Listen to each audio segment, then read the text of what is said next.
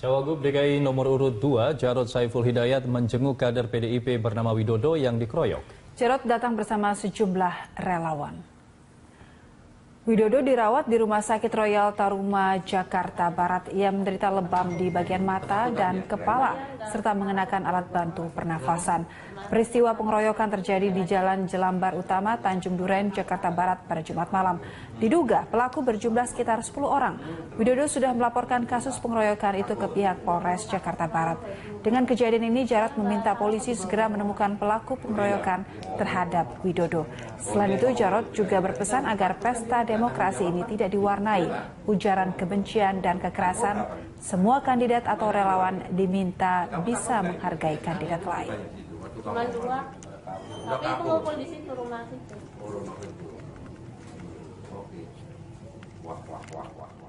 Bawaslu menilai pemirsa ada unsur pelanggaran kampanye dalam pendataan dan pembagian stiker pasangan gubernur nomor urut 1 oleh aparat kelurahan Balai Kambang, Kramat Jati, Jakarta Timur.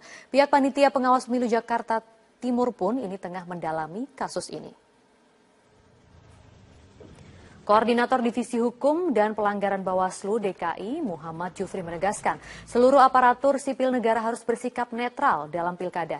Jufri menyatakan apa yang dilakukan petugas Jumantik yang diduga melakukan pendataan di rumah Teti Pataresia sudah memenuhi unsur pelanggaran kampanye. Jumantik telah melakukan kegiatan sosialisasi dan menguntungkan salah satu pasangan calon. Padahal undang-undang melarang seluruh ASN bersikap tidak netral. Jufri menilai pihak kelurahan harus mengambil langkah tegas dengan memberhentikan petugas Jumantik yang bersikap tidak netral tersebut. Bawaslu akan mendalami dugaan keterlibatan pasangan calon nomor urut 1 dalam pendataan dan pembagian stiker tersebut.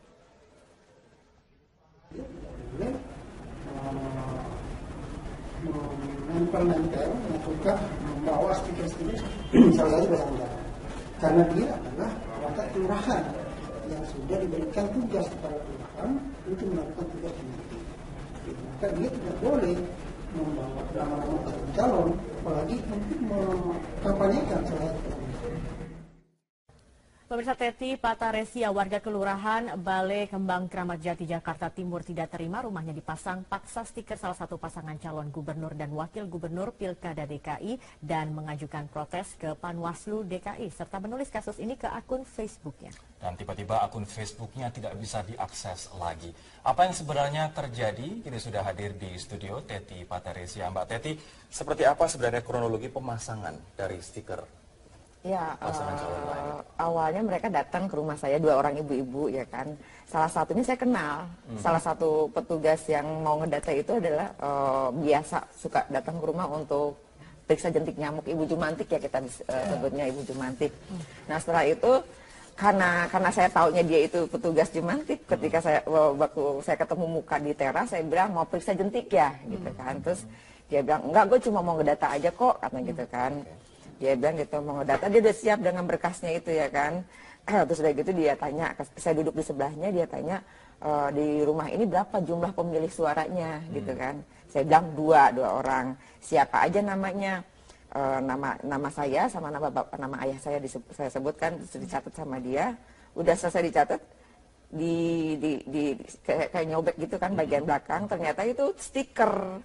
Jadi ternyata bagian belakang stiker itu adalah formulir data untuk pengisian jumlah suara kan, pemilih suara. Begitu di stiker dicopot, saya lihat pasangan stiker paslon nomor 1 gitu kan. Terus saya ngomong, saya emang nggak pilih dia gitu kan.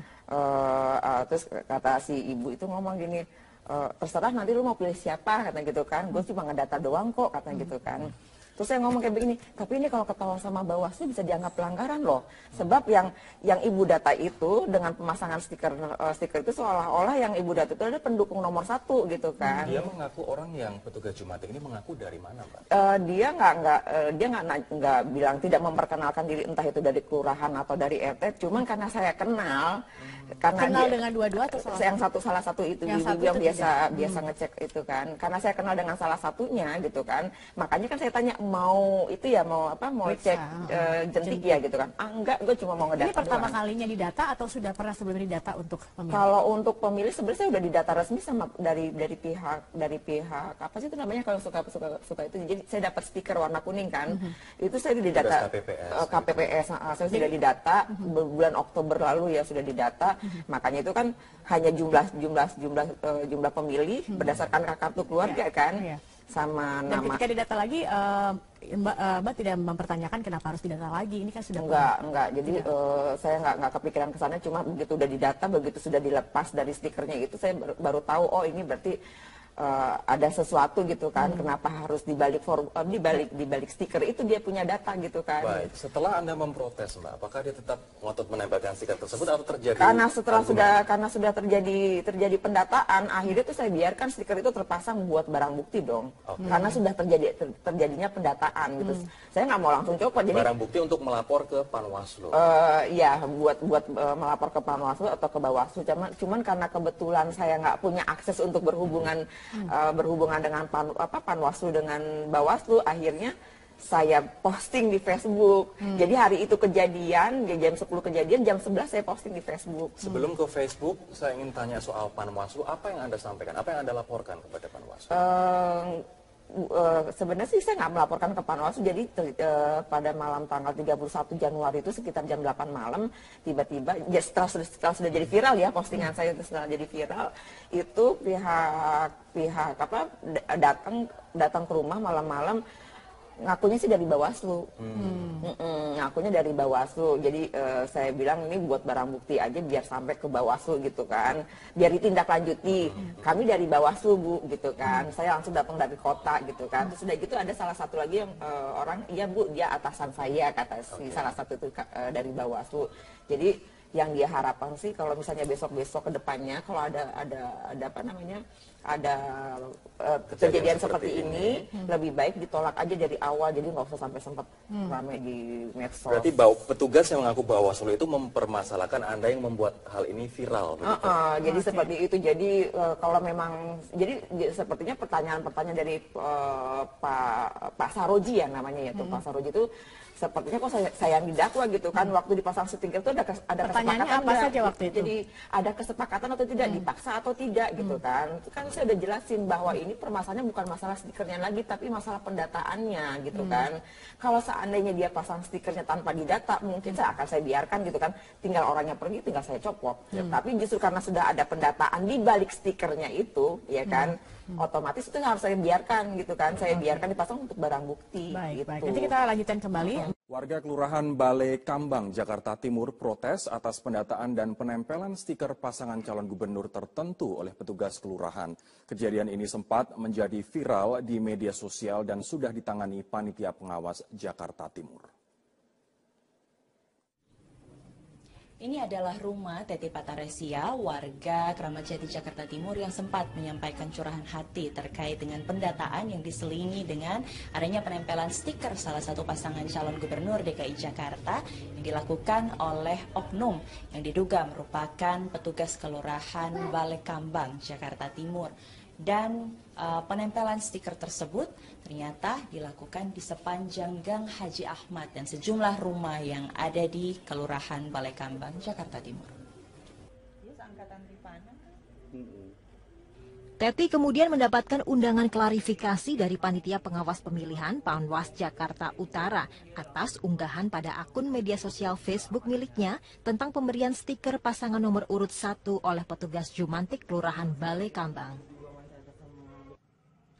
Teti pun mengaku mengungkapkan kekecewaannya atas penempelan stiker paslon Agus Silvi oleh petugas Jumantik Kelurahan Balai Kambang pada 29 Desember 2016. Petugas tersebut berdalih mendata Teti sebagai peserta pemilih. Sudah pernah didata, ya kan, waktu itu bulan Oktober, ya itu saya dapat stiker sebagai pemilih, sudah terdaftar sebagai pemilih resmi.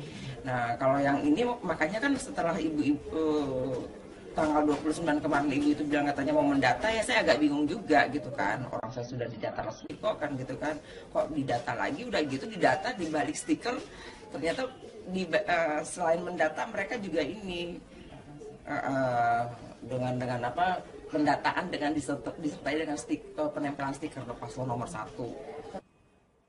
Bukan hanya rumah Teti, melainkan juga sejumlah rumah di Gang Haji Ahmad.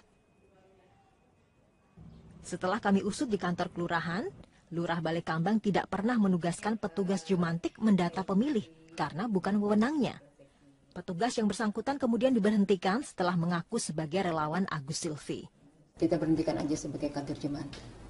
Seperti itu, supaya buat perhatian buat dia bahwa kita ini adalah netralitas. Karena kader Jumantik itu kan juga mendapatkan honor dari Pemda DKI. Masyarakat pemilih diimbau turut mengawasi dugaan kecurangan selama rangkaian Pilkada serentak 2017. Laporkan ke panitia pengawas pemilihan di kota ataupun kabupaten tempat Anda berada segera. Dari Jakarta, Jessica Wawor, Cahya Sunandar, Metro TV. Basuki Cahayapurnama dan Jarod Saiful Hidayat selaku Cagup dan Cawagup nomor urut 2 melawan berbagai berita hoaks di media sosial. Untuk menangkal berita hoaks, tim sukses Ahok Jarod pun menampilkan berbagai kesuksesan kinerja keduanya. Tim pemenangan calon gubernur, wakil gubernur DKI Jakarta Basuki Cahayapurnama atau Ahok dan juga Jarod Saiful Hidayat memiliki cara tersendiri untuk melawan berbagai berita hoaks di media sosial. Clara Tampu Bolon selaku tim sukses Ahok Jarod mengungkapkan pihaknya memperkuat konten media sosial dengan menampilkan berbagai kesuksesan kinerja keduanya dalam menata dan membangun Jakarta. Clara juga menampilkan berbagai belusukan Ahok Jarod ketika bekerja dan menghindari penggunaan kata-kata kasar di media sosial.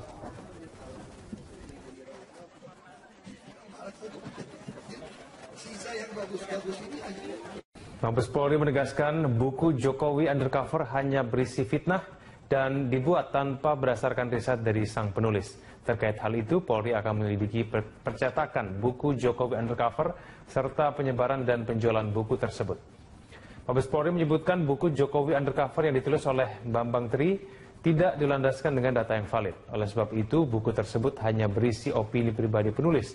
Karopenmas Mabes Polri Brigjen Pol Rikwanto menyebutkan dalam bukunya Bambang Tri hanya mengutip dari beberapa diskusi di Facebook tanpa menggunakan riset secara akurat.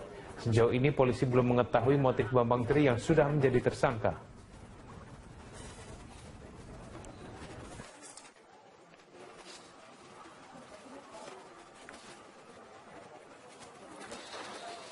Kita mengambil bahan untuk membuat buku ini adalah dari medsos atau dari obrolan-obrolan dalam dunia maya.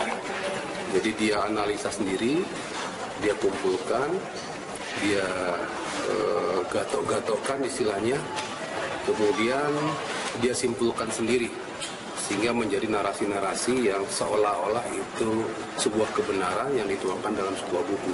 Termasuk juga foto-foto yang ada. Alasannya dia menggunakan analisa fotometrik. Kita tanya dari mana Saudara Bambang memiliki kemampuan itu. Dia cari di Google. Ya, dari Google ada petunjuknya, kemudian dia coba membandingkan foto satu dengan foto yang lainnya dengan caranya sendiri. Sehingga disimpulkan cocok. Ya, cocok yang disimpulkan oleh dirinya sendiri.